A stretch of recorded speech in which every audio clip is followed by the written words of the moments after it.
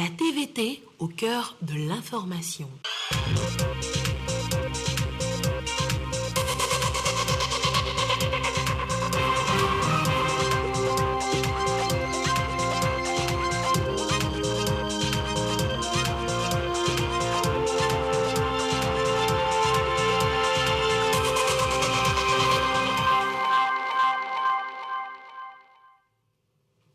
Il est l'heure du journal sur la télévision togolaise. Madame, Monsieur, bonsoir. Et voici les titres de cette édition.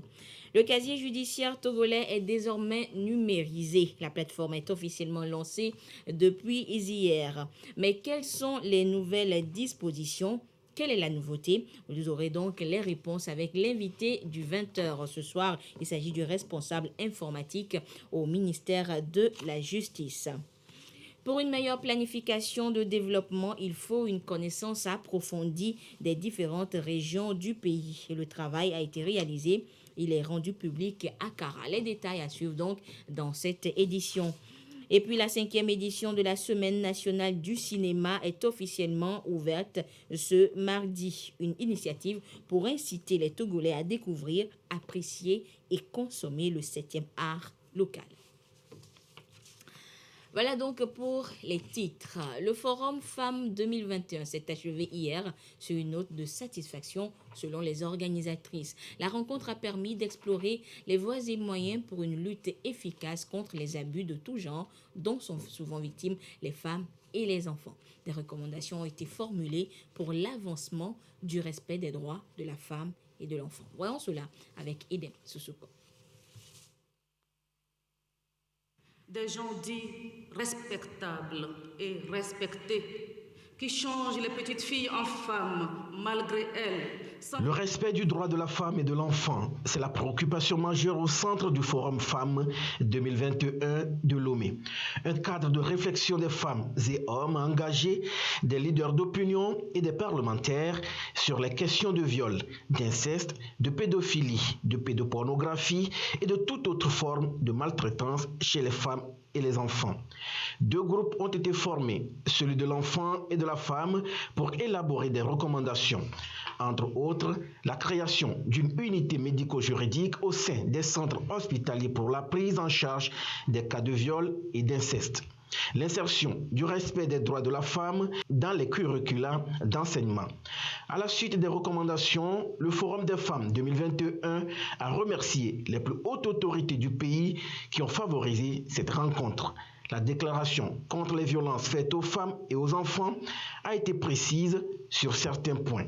Le Forum des femmes 2021 recommande au gouvernement de fermer dans les meilleurs délais la maison close d'exploitation sexuelle des enfants dénommée Dévissimé, de traquer par tous les moyens ceux qui perpétuent la pédopornographie sur les supports numériques, d'inscrire toutes les infractions d'ordre sexuel comme crimes imprescriptibles, d'harmoniser et mettre en œuvre la loi 84-14 du 16 mai 1984 relative à la protection des filles et des garçons inscrits dans un établissement d'enseignement ou dans un centre de formation professionnelle. Il est également souhaité la mise en place du protocole national de prise en charge des femmes et des enfants victimes de violences. Le gouvernement est félicité pour les efforts consentis en la matière. Je tiens à témoigner notre reconnaissance au gouvernement pour les efforts déployés pour mettre la femme et l'enfant à l'abri de tous ces fléaux que nous devons combattre de toute notre énergie et sans ménagement afin qu'aucun auteur ne trouve de sommeil. Je n'oublie pas mes collègues députés pour le combat qu'ils mènent et leur détermination à doter notre pays d'un arsenal juridique cohérent et holistique pour permettre aux différents acteurs de lutter efficacement contre les violences et les maltraitances à l'égard des femmes, des enfants et des hommes. Un appel vibrant est lancé à toute la population togolaise à s'engager par tous les moyens pour combattre les fléaux qui détruisent la vie des femmes et des enfants. C'est l'actualité de la semaine. La numérisation du casier judiciaire est effective depuis hier avec le lancement de la plateforme par Madame le Premier ministre. Numérisation, oui. Mais qu'est-ce qui change concrètement? Les réponses avec Antoinette Romao. Au revoir. Numériser, qu'est-ce qui change désormais pour le casier judiciaire? Des informations fiables, crédibles, exactes. La loi qui existait avant aujourd'hui, c'était la loi, le code pénal, qui date de 1983. Donc, nous sommes d'accord qu'en réalité, c'est difficile lorsque un citoyen fait une demande d'aller retrouver des registres et se mettre à fouiller et égrener des centaines de milliers de noms pour retrouver son nom. En réalité, un individu qui a été condamné à Sokodé, il est né à Lomé, il va venir prendre son casier judiciaire à Lomé qui sera vierge.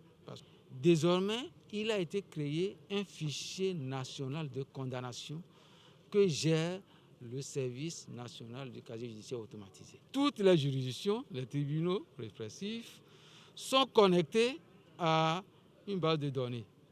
Donc, automatiquement, quand on prononce une condamnation, immédiatement, les agents vont sur les ordinateurs et envoient les condamnations de partout le territoire national.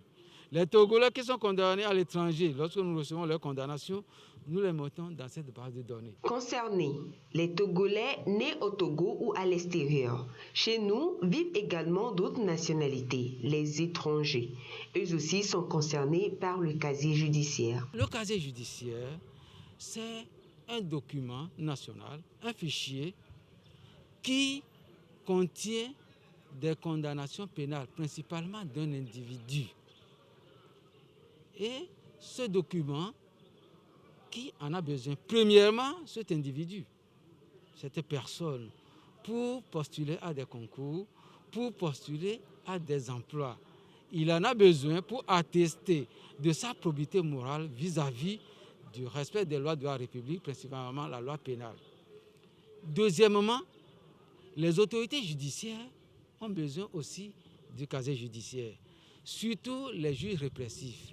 Parce qu'un juge pénal, avant de te condamner, voudrait savoir tes antécédents judiciaires. Est-ce que tu as déjà fait l'objet de condamnation? Numériser, tout change donc.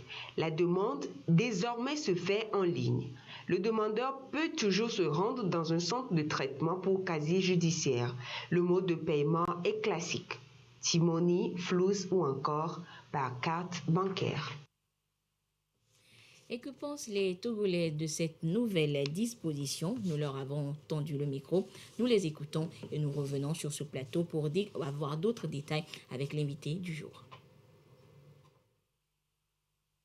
C'est une très belle initiative, puisque de par le passé, il faut faire des kilomètres, mais avec la numérisation, c'est économique et c'est rapide, on gagne en temps et en argent. Je ne sais pas le mettre ici, ici à Dapaon. Maintenant, si je veux faire quelque chose, ou bien moi je veux faire quelque chose, je suis obligé de te placer, aller jusqu'à Dapaon pour retirer cash, pour au moins pour cacher judiciaire.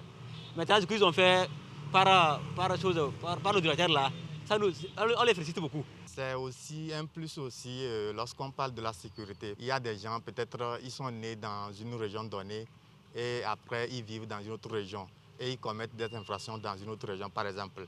Ça, en ce moment, on peut toutefois se passer des infractions qu'ils ont commises sur le casier judiciaire. Et maintenant, avec cette histoire de numérisation, je pense que cela va permettre de rendre le fichier beaucoup plus fiable. Et comme ça, qu'on soit togolais ou qu'on soit sur le territoire togolais, c'est très facile, en un clic, on sait qui a fait quoi. Voilà donc les premières impressions de certains Togolais, de quelques Togolais, donc sur la numérisation du casier judiciaire. Et pour des détails ou en plus pratique, on va dire, nous sommes sur ce plateau avec le responsable informatique au ministère de la Justice. Il s'agit de M. Ben Bokor. M. Bokor, bonsoir. Bonsoir, madame. Alors, M. Bokor, aujourd'hui, le casier judiciaire, il est numérisé. Alors, qu'est-ce qui change sur le casier judiciaire en termes d'informations personnelles sur le demandeur? Permettez-moi d'abord de remercier la télévision togolaise pour l'opportunité qui nous est offerte pour parler davantage du casier judiciaire automatisé. Alors, ce qui change aujourd'hui sur les informations personnelles du demandeur, fondamentalement, rien n'a changé, puisque les pièces qui sont requises sont toujours les mêmes. Il y a le certificat de nationalité, l'acte de naissance, le jugement supplétif ou le jugement rectificatif. Mais il faudrait aussi savoir que dans les futures versions de la plateforme, on pourrait également utiliser le passeport ou la carte d'identité. D'accord. Alors maintenant, comment se fait exactement la demande? Parce qu'il y a tous ces documents à fournir, c'est en ligne. Alors comment cela se fait? Tout d'abord, je voudrais rappeler que l'un des objectifs poursuivis par le programme de modernisation de la justice lancé par le chef de l'État, il s'agit surtout de rapprocher davantage la justice du justiciable. Donc, c'est un pari qui est gagné aujourd'hui, puisqu'on n'est pas obligé de retourner sur le lieu de naissance pour se faire établir son extrait de casier judiciaire. Okay. Donc, le demandeur peut fournir tous les documents demandés en ligne également? C'est un seul document qui est demandé, pas tous les documents. C'est-à-dire la pièce que vous avez en votre possession, c'est celle-là que vous utilisez. Et vous la fournissez en ligne? En ligne, oui. Il faut la numériser, que ce soit via un scanner ou son appareil mobile. Et on peut l'utiliser pour soumettre la demande avec la pièce jointe. Alors, qui dit numérisation dit Internet. Alors, c'est vrai, et pour nos parents ou certains Togolais qui vivent dans des zones reculées, qui n'ont pas accès à Internet, comment ils feront? On sait aujourd'hui que l'Internet est un outil vital pour l'économie numérique, que ce soit pour la digitalisation des services publics que des secteurs privés. Aujourd'hui, on voit il y a OTR, la douane, le port, tout le monde est digitalisé, la CNSS aussi. Et les enjeux qui sont liés à la digitalisation, les opérateurs sont assez sensibilisés là-dessus.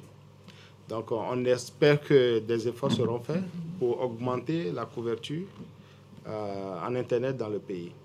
Cependant, digitaliser le casier judiciaire ne voudrait pas dire que les portes des tribunaux sont fermées aux demandeurs de casier judiciaire. Il y a toujours une phase transitoire. C'est-à-dire, il est toujours possible pour ceux qui ont des difficultés à faire une demande ou à avoir accès à Internet, de toujours se rendre dans les tribunaux pour faire la demande directement en ligne dans les tribunaux. D'accord. Donc, vous vous déplacez, vous allez dans les tribunaux, et puis là, vous avez accès à Internet pour pouvoir faire le casier judiciaire numérisé. Alors, Monsieur Boko, je suis né à Lomé, mais j'ai été pour un délit condamné à Dapan. Alors, quel sera mon sort sur le casier judiciaire numérisé?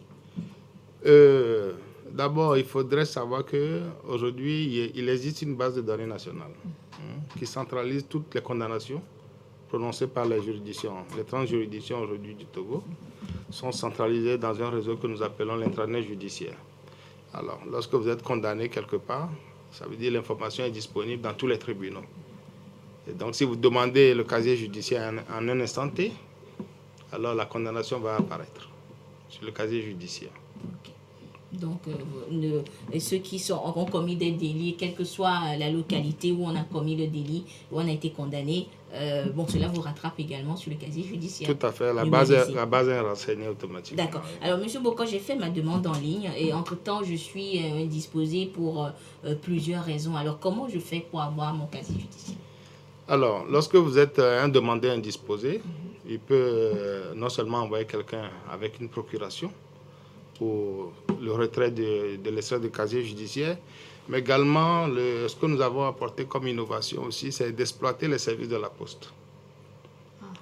Si vous suivez bien sur la plateforme, au moment de payer, on vous demande le lieu de retrait. Même si on n'est pas indisposé, même quelqu'un qui se porte bien peut rester chez lui et demander de se faire délivrer son casier judiciaire chez lui. Chez lui ou dans le bureau de poste le plus proche de sa maison, de son domicile. Ok. Là, il pourra aller retirer. Il pourra aller retirer l'extrait de casier. Mais normalement, où est-ce qu'on retire le casier judiciaire numérisé? Le casier judiciaire se retire au niveau du centre que vous indiquez. Dans tous les tribunaux aujourd'hui, peu importe le lieu de naissance et le lieu de résidence, aujourd'hui vous faites le casier, il faut se rendre dans un tribunal. Il y a un centre de traitement auprès du tribunal du casier judiciaire où vous devez faire le retrait. D'accord. Alors, avant, le casier judiciaire, lorsqu'on fait la demande, il faut attendre un jour, deux. Aujourd'hui, avec la numérisation, quel est le délai?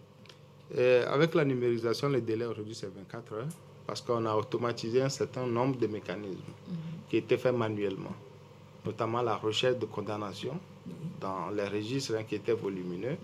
Actuellement, ces registres sont informatisés, où la recherche s'effectue en quelques secondes.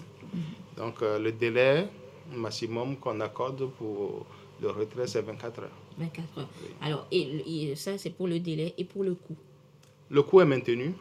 Le coût est maintenu à 500 francs. Également, là, je voudrais rappeler que... Il y a également numérisation dans le paiement? Oui, bon, pour le paiement, puisqu'il faut passer par les plateformes numériques, notamment Flow, Timon et carte bancaire. Mais le coût est maintenu à 500 francs parce qu'il faut savoir que le casier judiciaire, c'est quand même un projet social du chef de l'État. Voilà. Donc le coût n'a pas changé, malgré la numérisation. Malgré tout le travail qui a été fait Tout autour. à fait. Oui. D'accord. Et M. Boko, si vous avez peut-être un mot, un appel à lancer à l'endroit des Togolais? Bon, mais je pense que la plateforme vient d'être lancée. On sait, dans une transformation numérique, il y a toujours des difficultés, que ce soit au niveau des utilisateurs ou au niveau des acteurs. Donc, c'est chemin faisant que les habitudes vont s'installer et que tout se passera bien. Mais avant de vous laisser repartir, vous disiez avant le début de cet entretien que déjà, depuis hier, vous avez des centaines de demandes, c'est ça? Oui, hier, la plateforme a été officiellement lancée hier autour de 16 heures, où on avait juste 2 demandes. Mais déjà à 8 heures ce matin, on avait 1 millier de demandes à la base de données. C'est dire que la numérisation est vraiment effective. Tout à fait. Merci beaucoup, Monsieur Ben Boko. Je rappelle donc que vous êtes responsable informatique au ministère de la Justice, venu donc nous parler en détail et de façon encore plus pratique de la numérisation du casier judiciaire, une plateforme lancée officiellement depuis hier à Lomé. Depuis le 29 juillet dernier, donc, la campagne vaccinale contre la méningite, elle, se déroule dans 4 régions du pays, dont les savanes. Il s'agit d'une vaccination dite de rattrapage. L'étape des savanes avec sur place la correspondance de Gérard Lagoudou. Le gouvernement togolais en ligne de combat contre la méningite et les facteurs susceptibles de ralentir la croissance chez les enfants. La région des Savanes mène cette campagne de vaccination lancée sur le plan national pour prendre en compte les enfants de 6 à 59 mois, ceux de 59 mois à 9 ans, puis de 9 ans à 29 ans. Pourquoi ces interventions?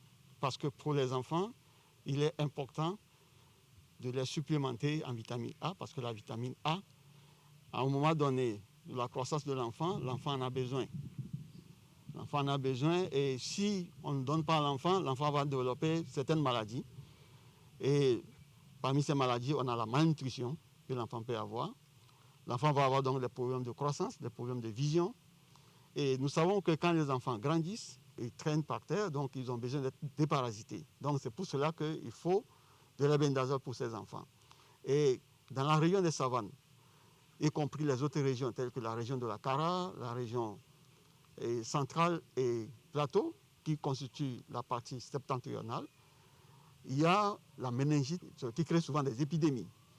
Et donc, pour prévenir ces épidémies, on fait la vaccination. Donc, la vaccination est un moyen de prévention contre les épidémies à méningocoque, puisque c'est le germe qui est responsable de l'épidémie dans ces parties du pays.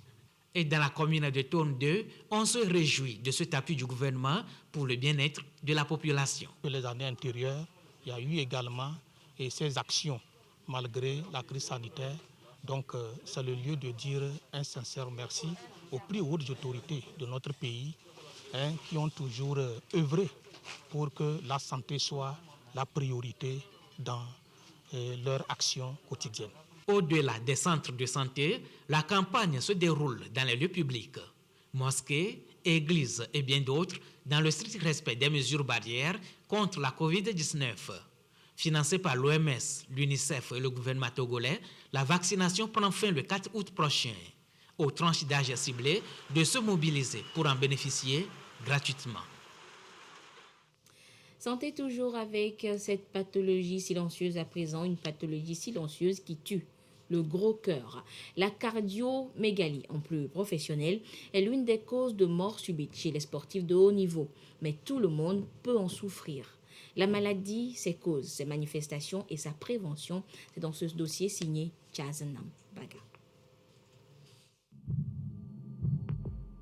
Le gros cœur ou cardiomégalie, comme son nom l'indique, est une augmentation pathologique du volume du cœur. En 2014, il est à l'origine de 60% des insuffisances cardiaques et 12% des insuffisances cardiaques chez la femme enceinte. Entre 2012 et 2016, le gros cœur a contribué à 10% des hospitalisations au centre hospitalier universitaire de Lomé. C'est une affection bénigne aux origines diverses.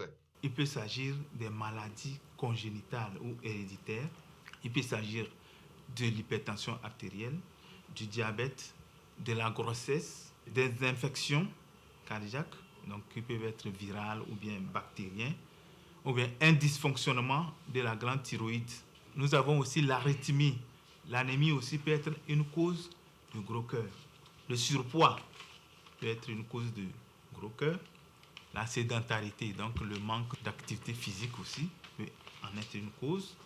L'abus d'alcool, du tabac ou bien de stupéfiants, ou bien le stress aussi extrême, dans certains cas, est une cause de gros cœur avec manifestation d'insuffisance cardiaque. Il existe 5 différents types de gros cœur qui affectent les parois du myocarde, les ventricules, les oreillettes ou l'enveloppe qui entoure le cœur. Que ce soit dans l'un ou l'autre cas, la cardiomégalie est reconnaissable par un faisceau de symptômes. Le gros cœur peut rester asymptomatique pendant longtemps, jusqu'à ce que le cœur se fatigue et dès que son fonctionnement est entravé, apparaissent les signes. Donc là, on va tomber dans le cas d'insuffisance cardiaque. Donc l'insuffisance cardiaque va se manifester par, comme maître symptôme, l'essoufflement. Donc il y a l'essoufflement ou la dyspnée.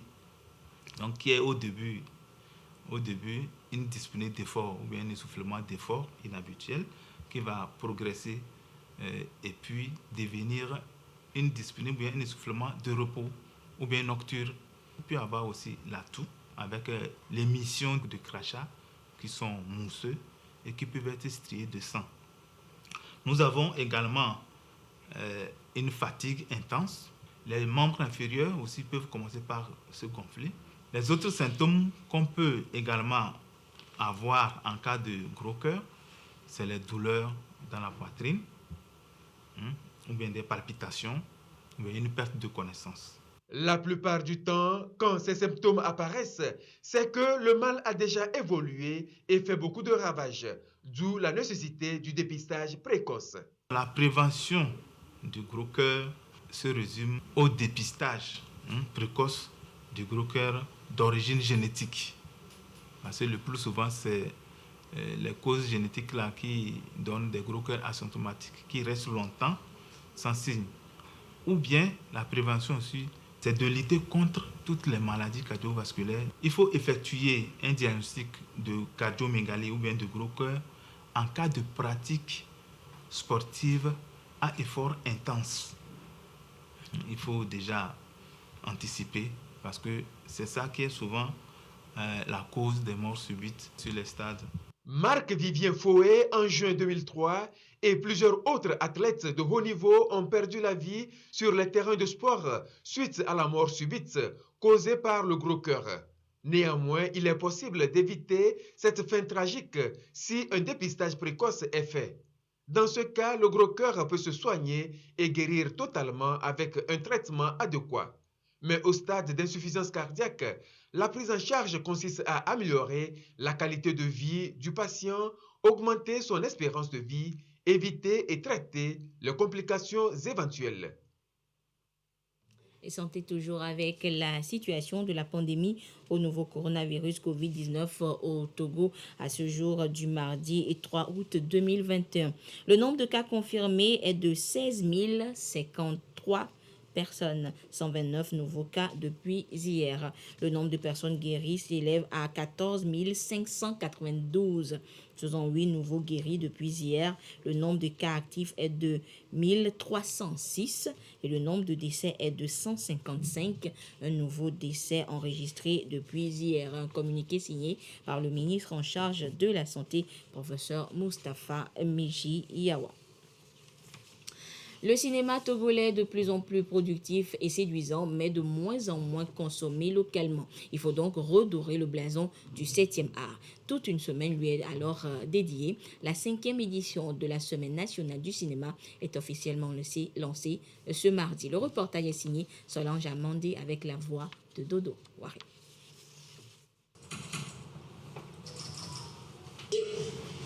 Je fais juste ça.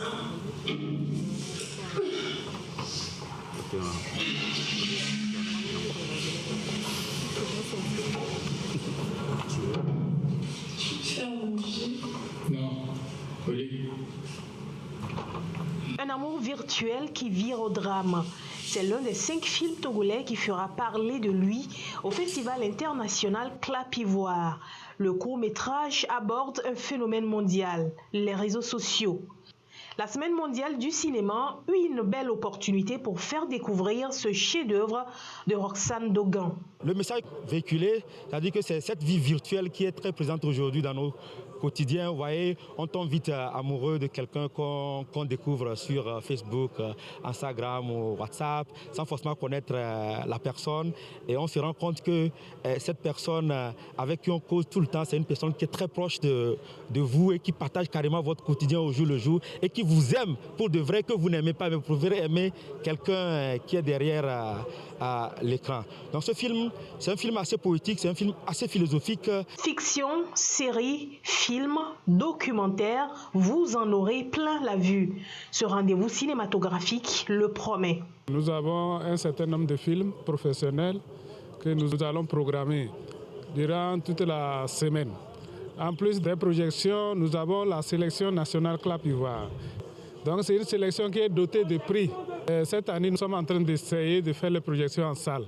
Notre ambition, c'est de faire en sorte que désormais, les cinémas soient comptés dans le produit intérieur brut. L'événement met en avant le talent des cinéastes togolais et veut s'orienter vers une production cinématographique de qualité.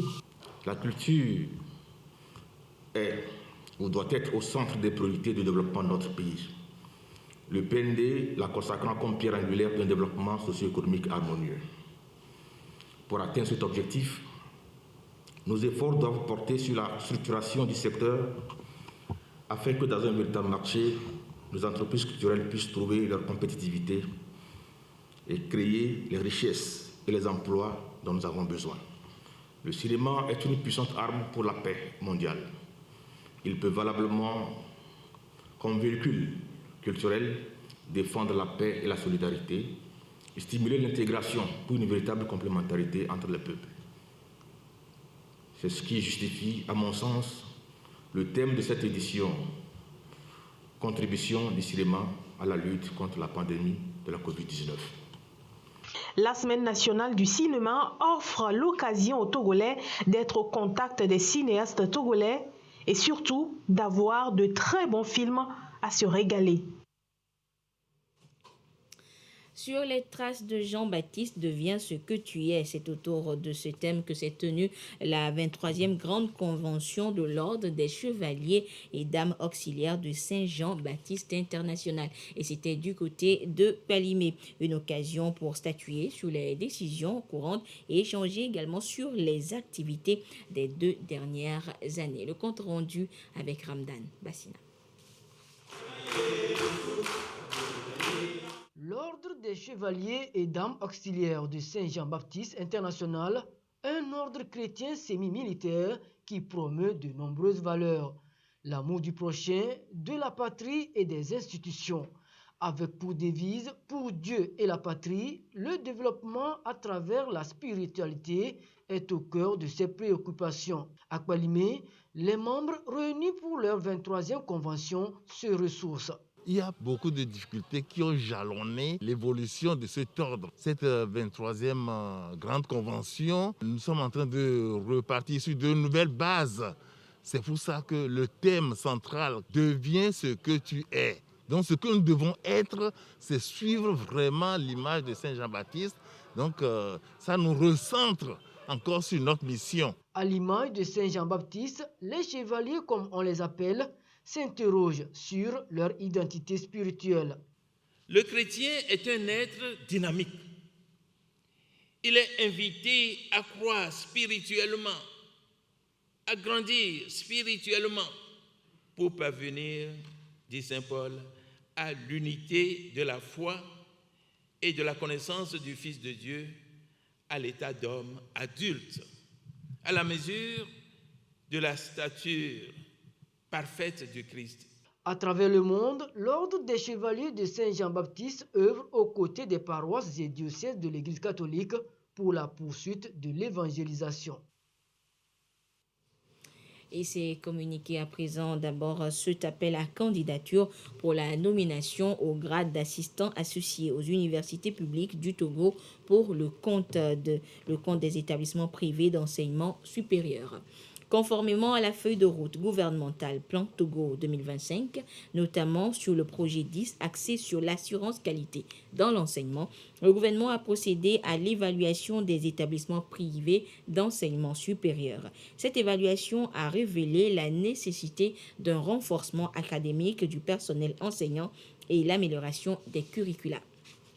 C'est donc dans cette optique qu'une convention de partenariat et le lancement officiel de la révision des offres de formation harmonisées ont été signés en juillet 2021 entre les universités publiques du Togo et le Conseil des établissements privés d'enseignement supérieur. Le présent appel à candidature vise la promotion académique des enseignants des établissements privés d'enseignement supérieur selon le modèle CAMES avec l'accompagnement des universités publiques du Togo. La composition du dossier de candidature est à consulter dans le quotidien national Togo Presse. Et cet avis de vacances de poste de directeur général de l'Institut international des assurances et IA de Yaoundé au Cameroun à présent, le ministre de l'économie et des finances du Togo communique. L'IA regroupe les États suivants: le Bénin, le Burkina Faso, le Cameroun, la Centrafrique, le Congo, la Côte d'Ivoire, le Gabon, la Guinée-Bissau, la Guinée équatoriale, le Mali, le Niger, le Sénégal, le Tchad et le Togo. La vacance de poste de directeur général de l'Institut à compter du 1er novembre 2021. La date de prise de service est fixée au 15 novembre 2021. Le lieu de service est à Yaoundé, République de Cameroun. Les conditions de candidature: être de nationalité de l'un des États membres de l'Institut, être âgé de 35 ans au moins et 60 ans au plus à la date de la vacance du poste. La présentation et d'autres conditions donc sont à découvrir dans le quotidien Togo Presse. Également la présentation, le délai de réception des dossiers est donc présenter un dossier de candidature soumis au ministre de l'économie et des finances qui doit parvenir à la direction des assurances, immeuble Casef, 2e étage, à la porte 204 au plus tard le 16 août 2021. Le niveau de rémunération et des avantages est comparable à celui pratiqué pour les postes similaires dans d'autres organisations internationales du domaine de l'assurance dans la sous-région. Et donc, les pièces à fournir pour ce poste à faire acte de candidature donc sont à consulter dans le quotidien national Togo Presse. Les dons volontaires pour la prise en charge des personnes souffrant de la COVID-19 au Togo se poursuivent toujours. Et je vous laisse à présent suivre la liste donc des donateurs et c'est avec Joseph Améga. Suite de la liste des donateurs dans le cadre de la riposte contre la pandémie du COVID-19, période du 22 octobre 2020 au 28 juin 2021. Ambassade de Chine au Togo, 120 000 masques N95, 2 150 000 masques chirurgicaux, 10 000 combinaisons stériles, 10 000 lunettes de protection, 10 000 paires de gants stériles, 20 appareils ventilateurs non invasifs, 200 masques pour appareils ventilateurs non invasifs. Organisations internationales. Chambre de commerce européenne. 1000 litres de gel hydroalcoolique. 24 flacons d'1 litre de gel hydroalcoolique. 20 000 masques chirurgicaux. Organisation mondiale de la santé. Une ambulance. Véhicule Toyota, Land Cruiser, Rad Top Ambulance. 356 000 masques chirurgicaux. 4 000 masques KN95. 20 000 gants d'examen en latex non poudrés. 6 100 robes chirurgicales. 5 600 écrans faciaux. 160 lunettes de protection. 4 respirateurs de réanimation. Organisation internationale pour les migrations, OIM. 14 dispositifs de lavage de mains. 29 300 masques chirurgicaux. 140 EPI complets, combinaisons, masques, N100 gants. 28 chlores granulés pour le DLM. 8400 gants en vrac. 14 tablettes. Istigi. 480 flacons de 500 ml de gel hydroalcoolique. 47 000 gants d'examen. 462 visières de protection. 441 combinaisons. 400 masques N95. PNUD. 3 cliniques mobiles. Redis Togo. 132 000 paires de gants stériles. 50 000 lunettes. 50 000 visières. 8 800 combinaisons.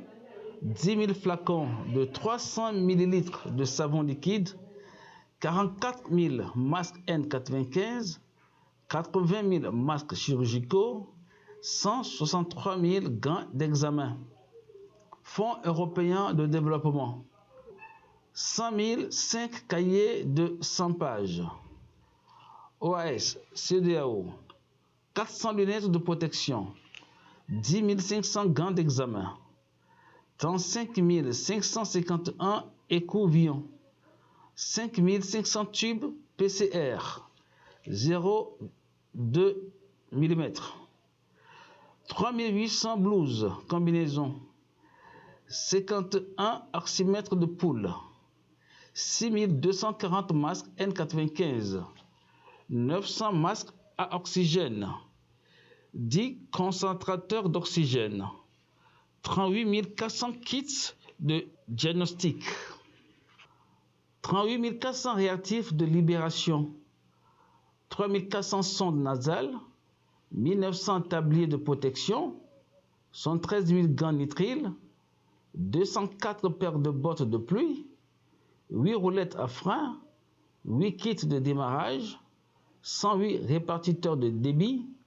100 cathéters à oxygène. 1600 gants chirurgicaux. UNFPA. Une ambulance Land Cruiser. 118 modèle HZJ. 118 AW. Une ambulance Land Cruiser 118 modèle HZJ 118L. 2 matériaux de visioconférence et télévision. Union européenne. 20 000 guides contre Covid-19 en français. 5 000 guides contre Covid-19 en EV. 5 000 guides contre Covid-19 en cabier. Medical Lions Club de France. Un respirateur de réanimation. 44 990 visières. Merci Chip. 2200 équipements de protection individuelle. 14 600 Charlottes. 5 800 masques chirurgicaux. 12 300 paires de gants. 13 800 blouses. 14 600 paires de chaussures. UNICEF. 3 908 savons cartons de 60 pains. 3 000 solutions hydroalcooliques. 3 600 masques chirurgicaux. 100 pots de 45 kg.